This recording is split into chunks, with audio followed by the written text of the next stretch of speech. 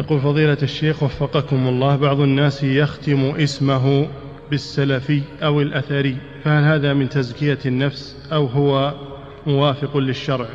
ጥያቄው እንዲህ ይላል።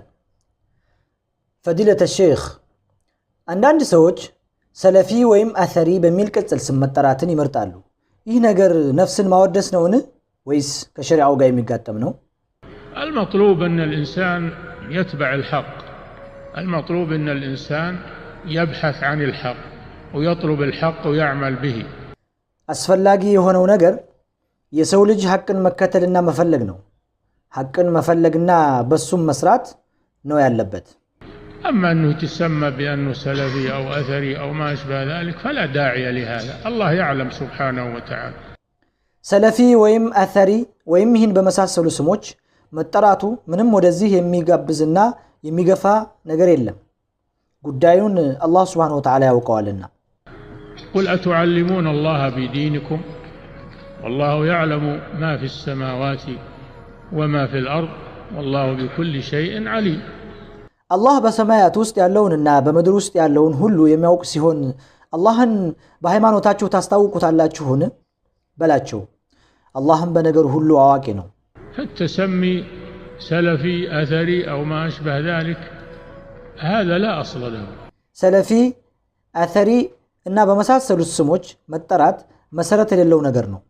نحن ننظر إلى الحقيقة ولا ننظر إلى القول والتسمي والدعاوى.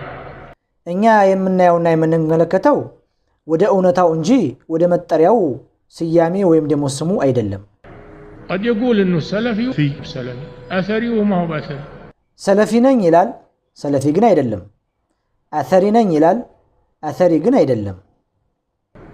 إنما وقد يكون سلفيا وأثريا وهو ما قال إني أثري ولا سلفي.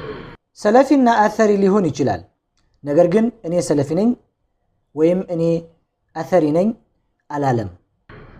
فالنظر إلى الحقائق لا إلى المسميات ولا إلى الدعاوى.